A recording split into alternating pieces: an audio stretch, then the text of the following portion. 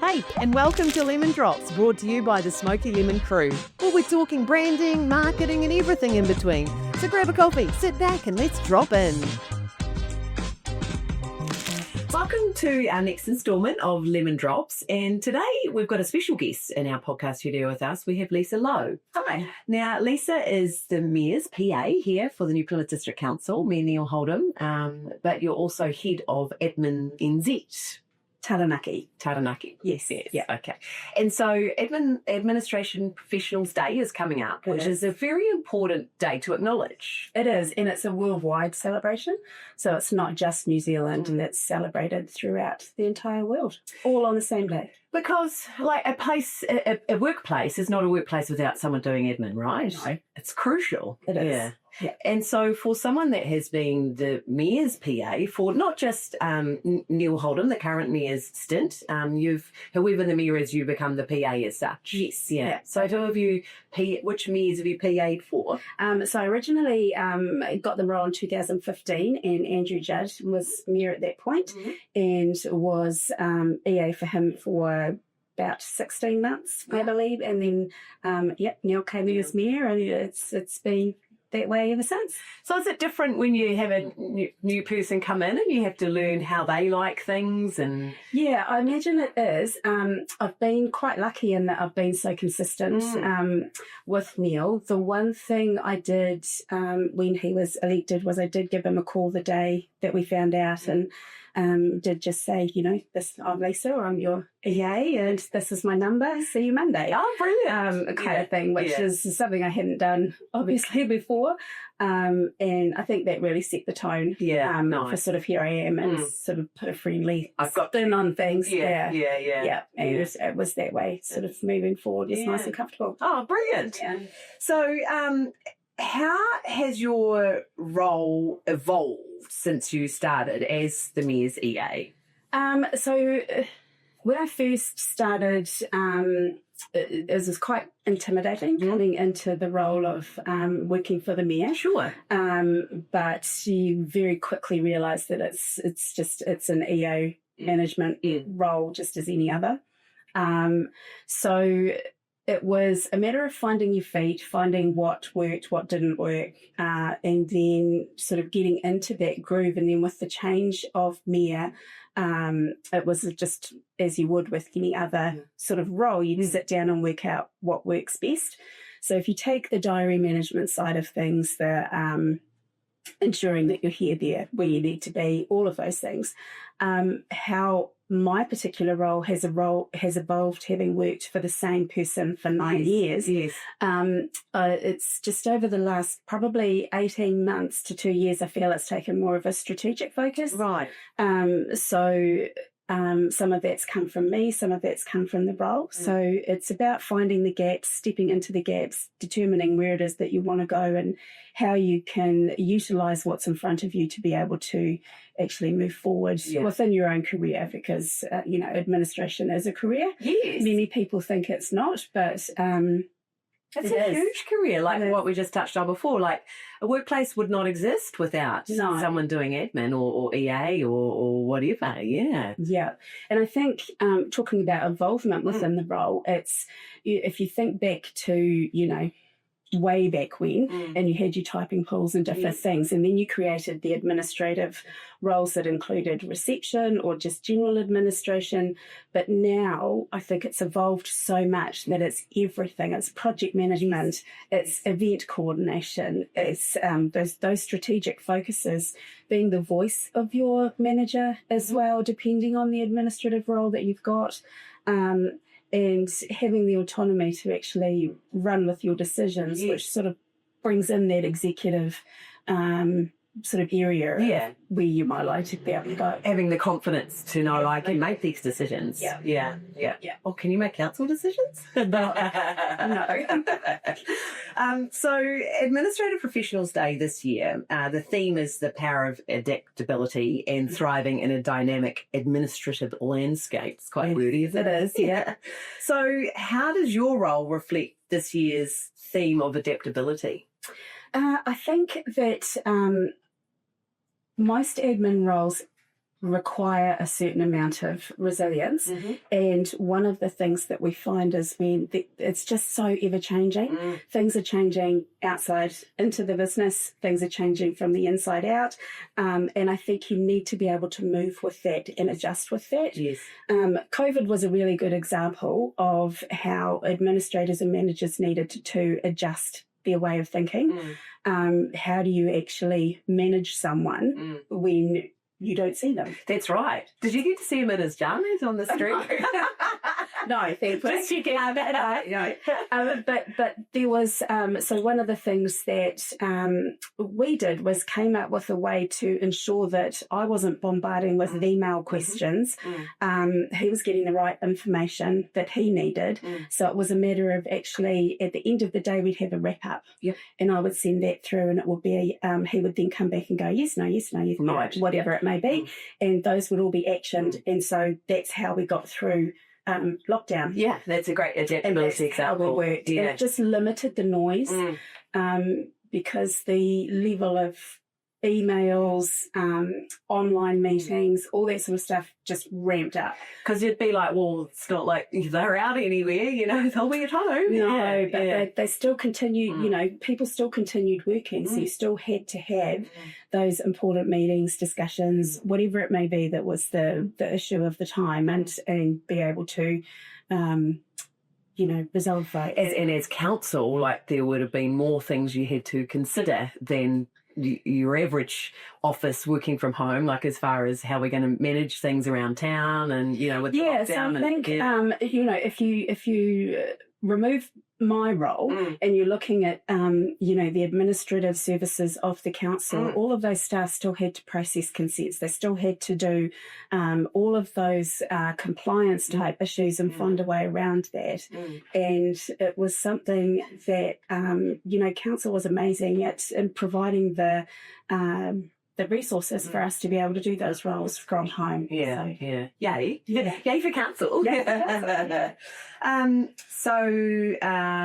Technology obviously changes in your role and as time develops. So could you share an example of when you had to quickly adapt to a new technology situation?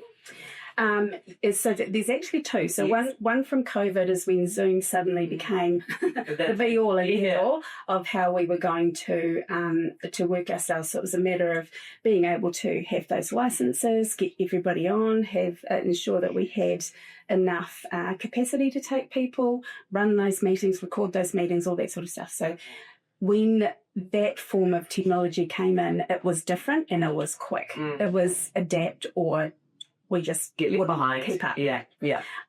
But more recently, I'm quite a traditional EA, so I've always worked with pad and pen. Right. Yeah. However, following Christmas, I have now taken on OneNote and Microsoft To Do. So I've gone fully automated in my day-to-day. Yes. How are you coping? I now have one pad. It is. Which is only for notes when people ring me or if someone runs in and says, do something. Quickly. Yeah. I'm absolutely loving it. So for anyone that's looking at technology shift, OneNote, I didn't realise how integral it was going to be able to actually move to an electronic environment when in a one-on-one meeting. So I can move emails directly into OneNote and write on my screen electronically and action them and file them, and it's all electronic, so there's a lot less paper, whereas before you print and you write and you that sort of stuff. So those are two things that I'm really embracing and are working incredibly well for me. Because time management, you're not having to then take your handwritten notes and type them back up again and things as well would help. Yeah, exactly. I can just write on the screen. I'm lucky enough to have a laptop that will allow me to do that. And even with Microsoft To Do, I'm able to put things into categories. So it works slightly different to the to-do list within Outlook. And I'm able to then put things that I need to do into categories. So if it's the mayor, it's myself, whatever it may be. But you're actually able to put those into an important category. Right, So yeah. if you star them, you then are able just to pull up that one important category and you work off that for the day. Great, yeah. So it's almost like you've got 1,010,000 things to do throughout the week, but how are you going to ensure that you actually tick off 3 a day? Yes, yes. And that's by creating that important list. Oh, brilliant. I can do that. Yeah. So there's always something that's achieved and ticked off each day. Good on you for embracing the technology. It's a little bit scary, and it took me probably 3 weeks to get my head around at the beginning of the year. Did you still walk around with your notepad for a bit? No, took my laptop. So you're also Executive Officer for Taranaki Edmonds.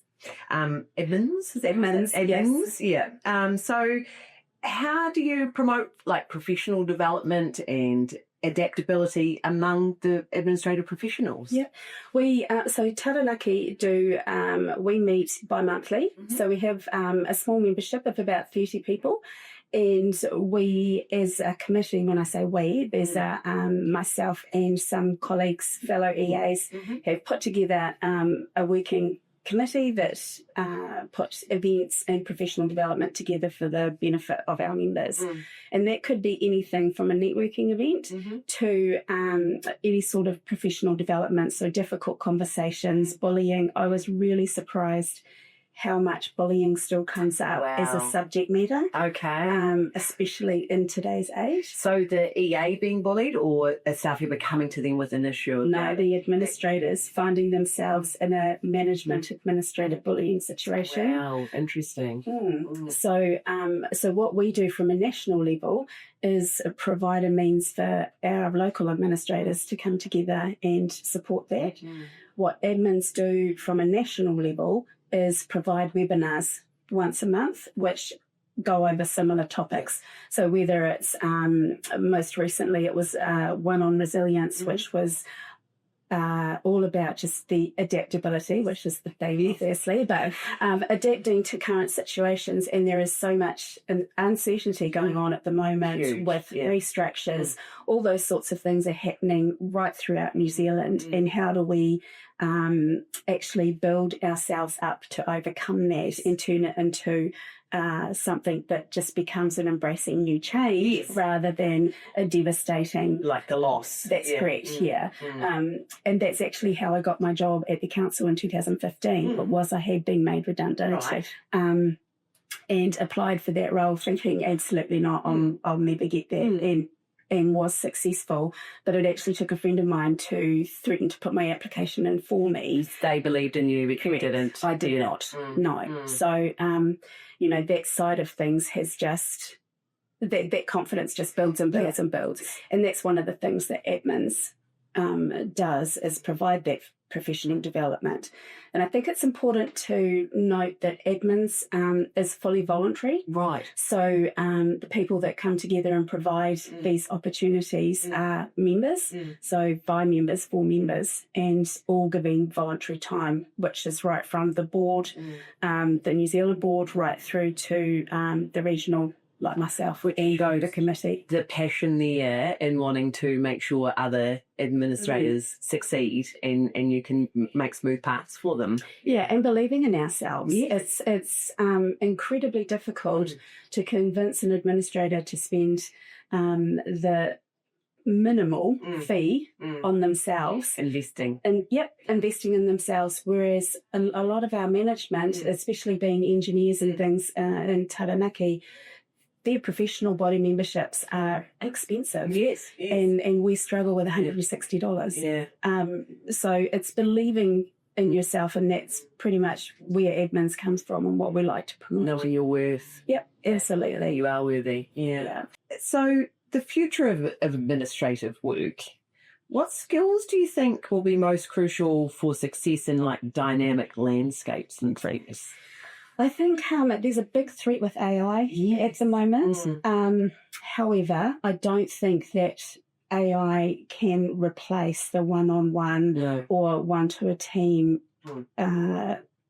relationship that you get from our current environment. So AI will assist in providing that, and it's great to spit the words out, especially if you're not a wordsmith or using it to assist in those types of areas. But I think the more that we move forward, it's the technological skills required with your Outlook, your Microsoft products, that sort of thing are almost a given. What we need to focus on and acknowledge is all of the it's human skills, which is I'm not sure I like the word, but the empathy, the relationship building, the strategic, the dance, absolutely, the things that make the conversation between you and I easy, and what allows us to actually feel like we have the confidence and the power to be able to make decisions. That's right. Is stepping up into that forefront that allows us to become their right arm. And that's the experience you've gained over time that you can't just get from AI, Yes, definitely. It's learned experiences that you can then apply and things. Yeah, and that's always been referred to as soft skills or human skills and those sorts of things. It's the relationship, people stuff. They're the most important skills, don't you think? Yeah. I mean, there's other important ones, but without having those human skills, then how can you relate? Yeah, and it's adaptability. And so, if we take the mayoralty, come October, I could be faced with a whole new manager.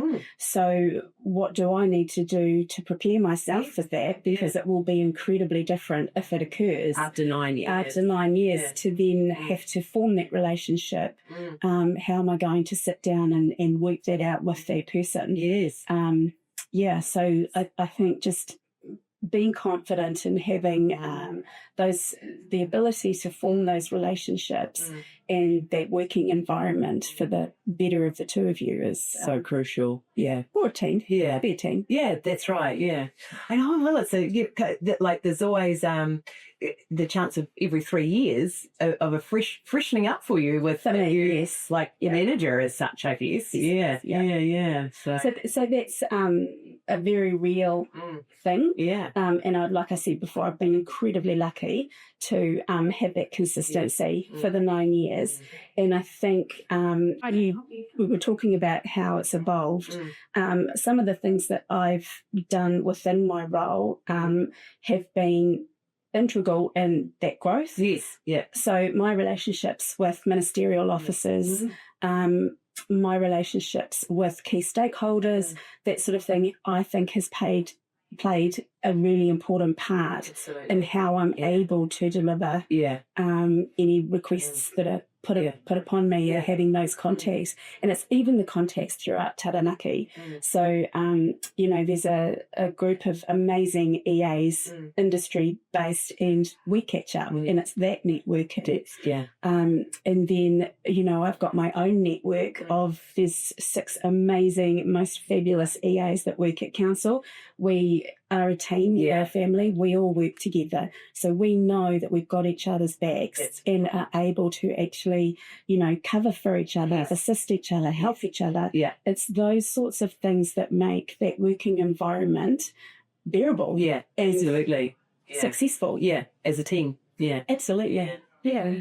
So, but just on that, Lisa, if a new mayor comes in, you will be such a source to them because you will almost sort of be teaching them the ways a little bit of, well, not how to be a mayor, but the administrative side of things. People have said that to me. It's hard to get your head around that consistency and having been there for so long and sort of holding the ropes. We have an amazing governance team as well who help our elected members in sort of settling into that role, and they will be integral in that process. And then the side of that is my one-on-one relationship and how that, how we embed this, whether things remain the same, do they need to change, how does that look? And that comes down to me being flexible enough and not coming in a little and saying this is how it is and this is what we're going to do.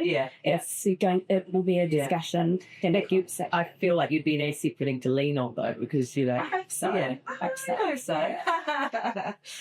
So how do you balance the need for efficiency with the importance of building relationships in your role as PA? I think communication is key. So I know I've talked about it, these strategic partnerships and things, but understanding what it is that your manager or your team require of you, and you're looking at those priorities, you're looking at what the key areas of interest are and how you're going to be able to deliver on those for their so that they're delivering what it is that they need to do. So communication, I think, is key. Yes. Then being able to adjust with the situation.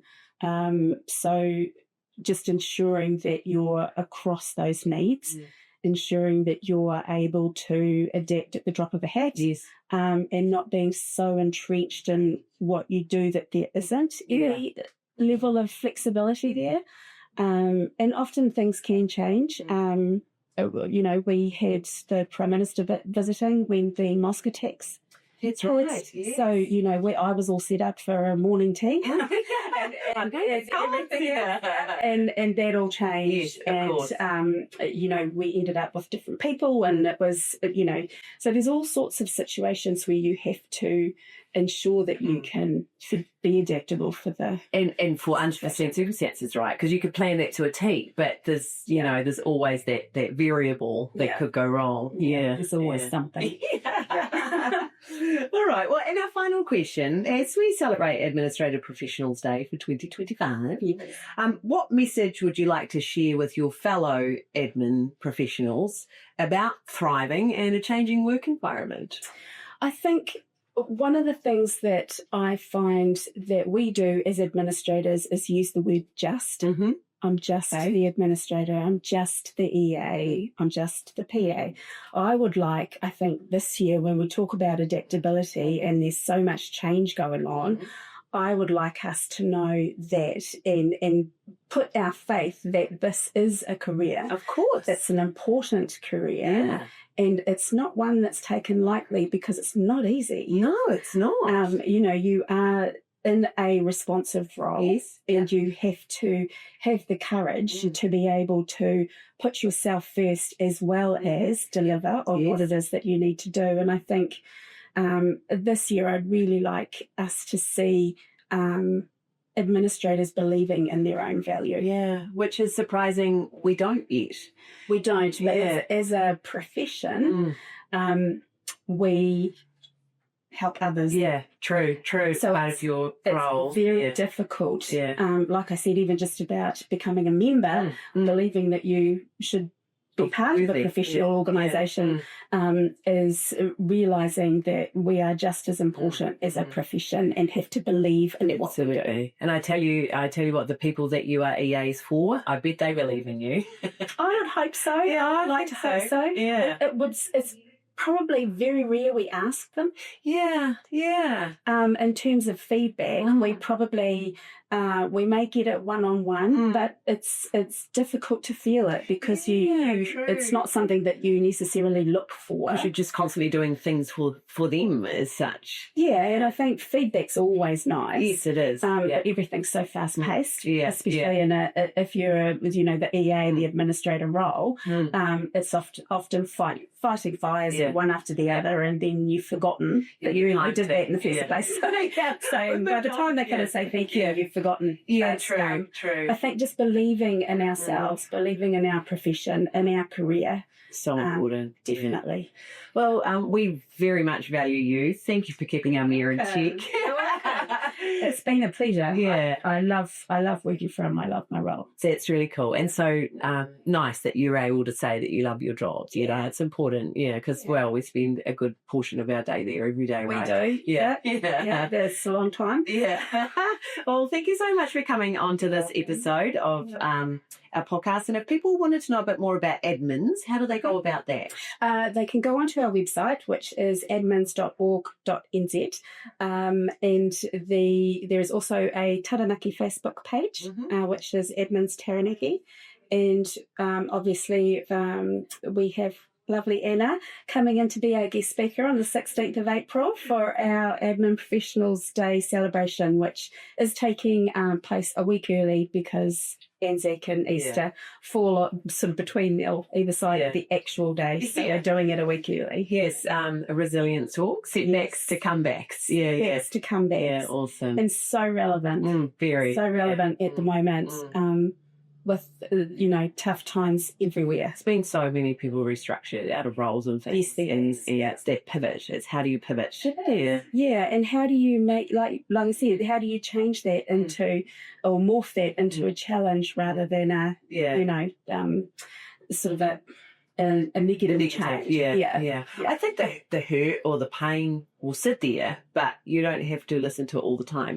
Don't let that voice be as loud. Yeah. And I still remember my feelings of being made redundant back in 2015. So it's something that sticks with you. Absolutely. And it's finding a way to turn that so that you can move forward. Because there's nothing worse than being stuck, in that spot and not being able to see a future. That's right. And I think bitterness can overcome you, but bitterness isn't going to push you forward, and then you just wallow and hold your head up high and choose grace. Absolutely. Yeah. Awesome. Well, thank you for your time today, Lisa. Much appreciated. Yeah. My pleasure.